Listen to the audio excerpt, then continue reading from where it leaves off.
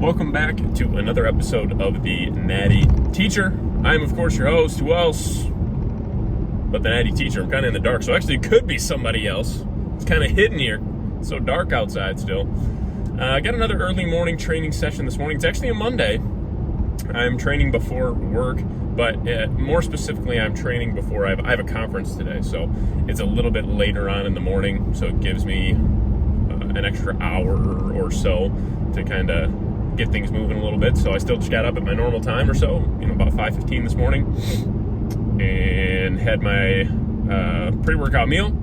Let that settle for 30 odd minutes, about 25 minutes. Popped the pre, a little over, just about 25 minutes, a little over that. Popped the pre-workout, and of course in that span of 25 odd minutes, when I was waiting until after I was done eating to take my pre-workout, consumed quite a bit of fluid, quite a bit of water. So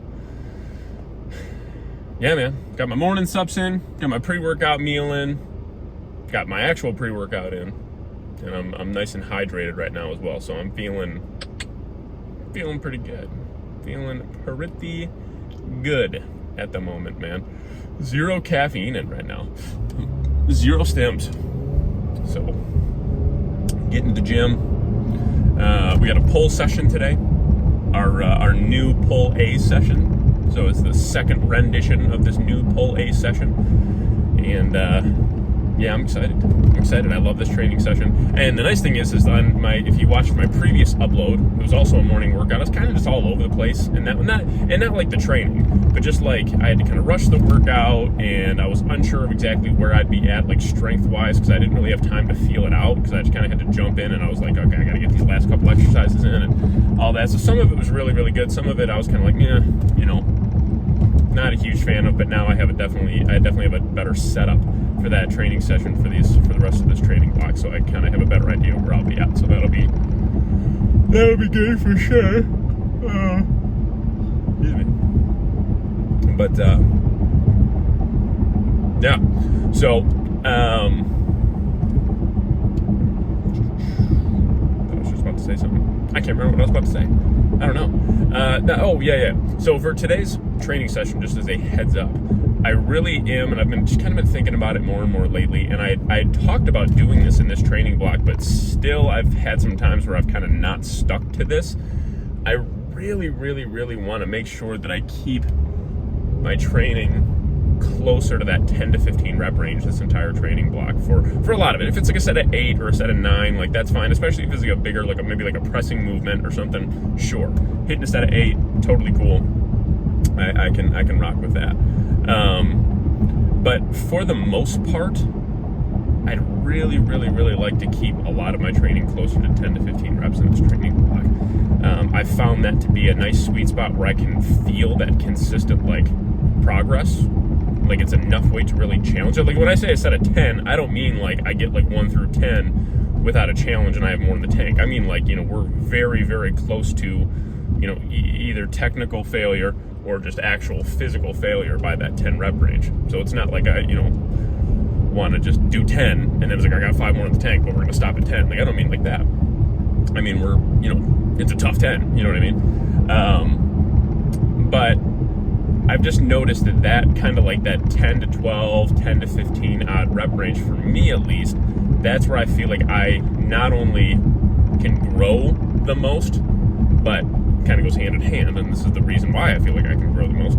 It's because I feel like I can recover the most in that rep range as well, because I feel like I'm using the proper amount of weight to really challenge my body without overdoing it, if that makes sense.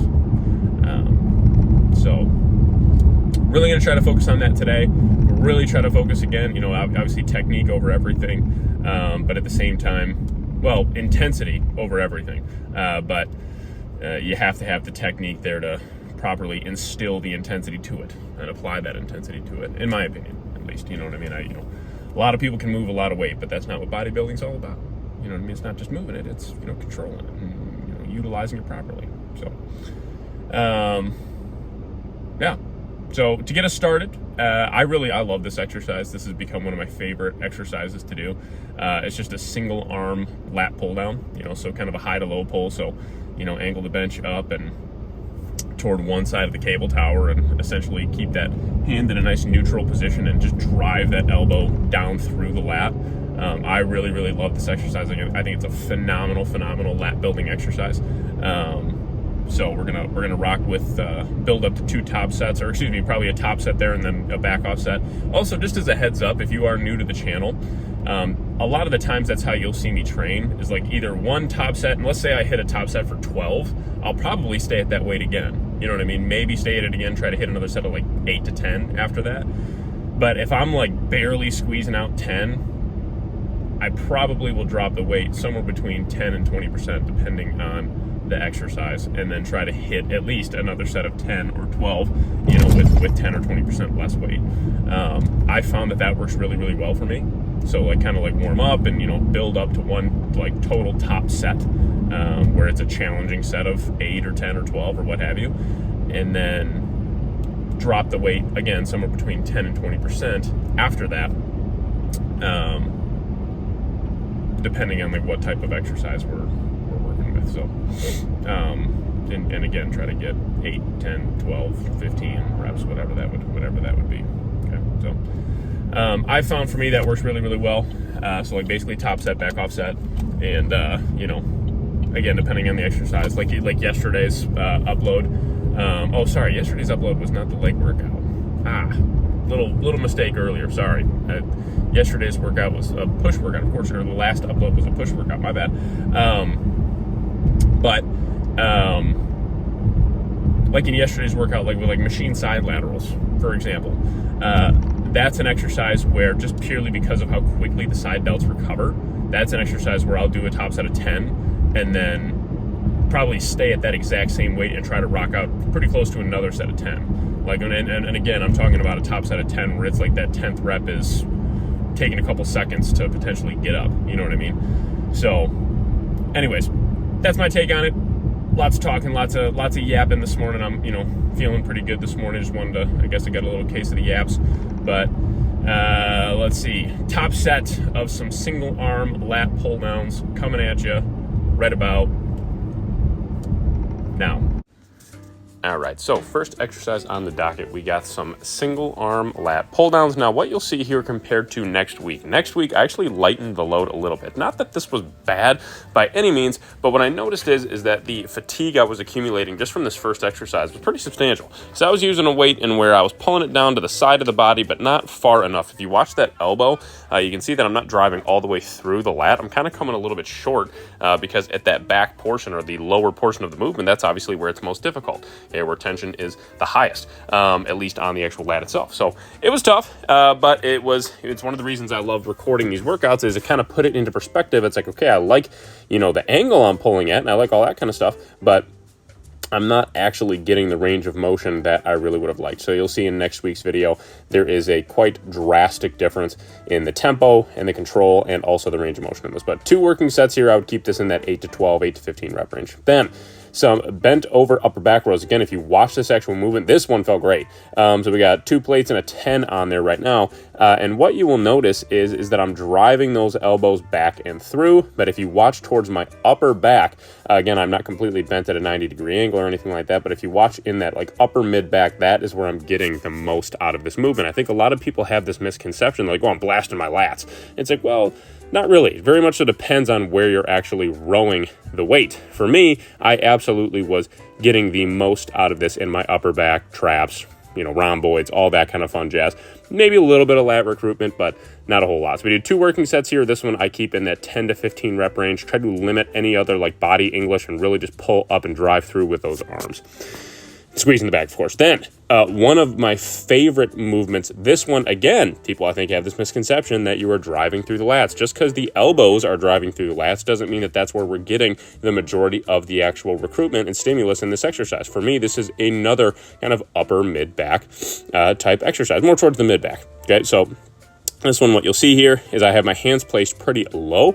it's kind of hard to tell at this angle, but I have my elbows in more of a neutral position. You can kind of see in the back in the movement, so they're not tucked in completely. That would actually recruit more of the lat. They're kind of flared ever so slightly, and we're really squeezing in the back of the movement, really drawing those elbows back to the sides of the body, getting that nice hard squeeze, and going from there. And you'll notice too, if you watch my chest, it never lifts off the pad. Okay, it always is touching the pad.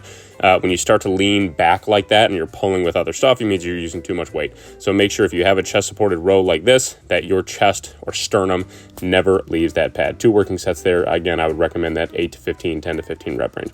Then just some good old lat pull downs, man. This has actually become a really strong exercise for me. This one absolutely is biasing more towards the lats here. So we keep that head and chest up. We keep those arms in a neutral position, just outside shoulder width here. And we are driving that bar all the way down to the chest. Yes, you heard it correct. All the way down to the chest. Again, I feel like people have a lot of misconceptions. They stop like at their chin, which isn't terrible. Like, yeah, you're going to feel it in your back, but you're not going to feel it in your lats. You're not getting far enough down there. So we are driving that bar all the way to the chest. Again, I would highly recommend keeping these working sets in most of my off-season rep ranges. Right about that 8 to 12, 8 to 15 rep range. So 2 working sets there. Then 3 working sets here of some dumbbell rear delt rows or flies. I call them rear delt rows here. This is one that I actually snagged from a TikToker. I cannot remember what his name is. If I think of it, I'll say it. But phenomenal exercise. Definitely has become what he called, what I now call a bread and butter type movement in my pull days, especially my pull A session here. Very old school movement here, but again, make sure you're controlling the weight. We're not just swinging the weight. You know, we are making sure we actually control the weight, get a nice range of motion. Again, draw those arms back parallel to the side of the body. Keep those dumbbells kind of angled in towards each other and bring them out. And, you know, drive them through the rear delts.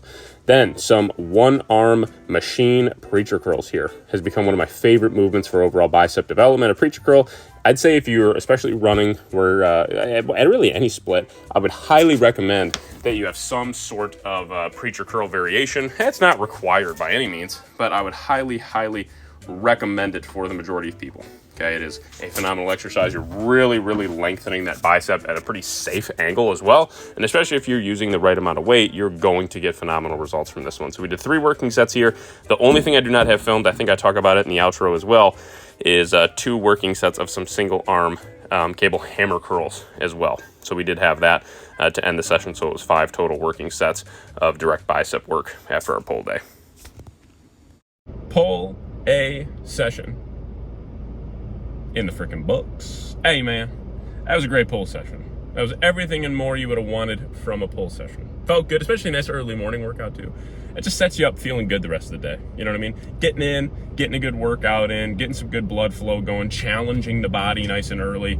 It's a good feeling. It's a good feeling. It really, really is. It's just a really good, fun feeling to get in there and get rocking and rolling like that. So, anywho's, yeah, man. Great stuff. Had a lot of fun with it. Really enjoyed it.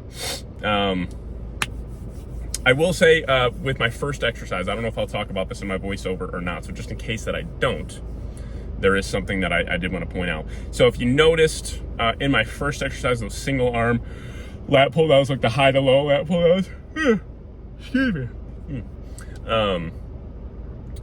I didn't quite drive the elbow as far as I would have liked to into the lat.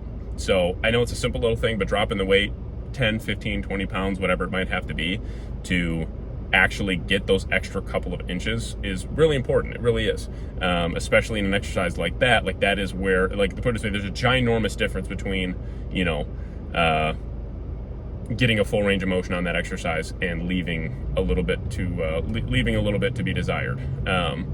So leaving, you know, a little bit of a range of motion in the tank. You know, we don't want to do that. We don't want to do that. We want to drive the elbow as far as we comfortably can without rotating the torso too much, and really, really pump the crap out of that lat. So we'll make some adjustments for that next week. Get prepared for that and get ready to rock and roll. But yeah, man, it was a lot of fun. Great workout.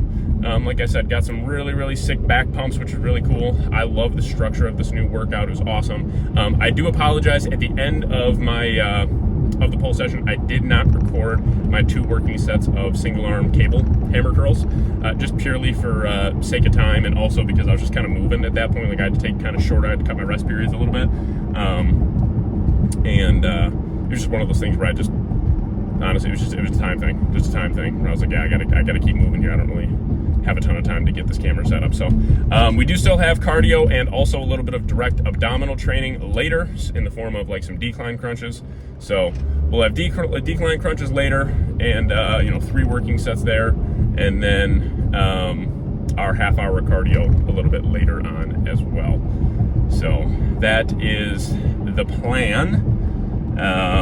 Yeah, I feel good, feel really good. I feel like my mind's in a good spot, especially after being sick for so long like that. I mean, last week I was, I felt better for the majority of the week, but I could just tell my body was still a little off, a little shaky, not quite as like comfortably strong, you know what I mean, as it was still kind of in that recovery mode after having that stomach bug. But now it's quite the opposite. Feel good. I'm eating like a freaking horse. I can't stop eating, I feel like. My food is going down almost a little too easy.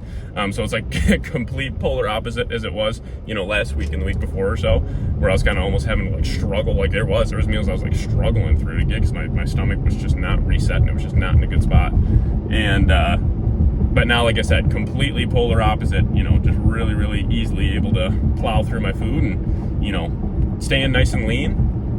And off-season lean, and going from there, man. We're going and growing. It's an exciting time. I love this period of training, man. It's fun. It really, really is. It's really fun. Just when your body operates well and you feel good and all that kind of fun jazz. It's a good feeling. It's just a really, really good feeling. So, anyways, yeah, man. So tomorrow, which it won't be tomorrow's upload, but the next upload after this one will be our new quad-based session or quad-bias session.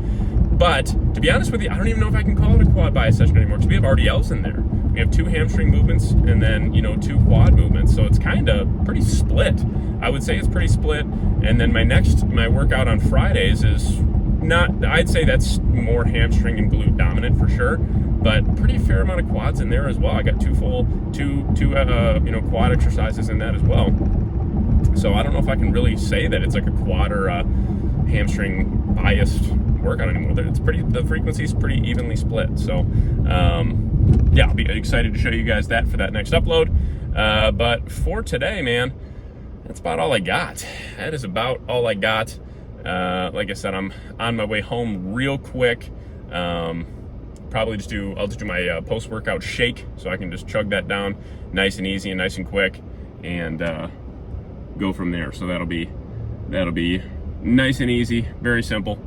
And we'll go from there, and then I got to head out to that conference, and that's where I'll be for a good chunk of the day, and then come home and do my cardio and all that kind of fun jazz. So anyhoozle, hey, I appreciate y'all watching. Make sure you like and share the video. Drop any comments, questions, or feedback you got down below. I would truly, truly appreciate it.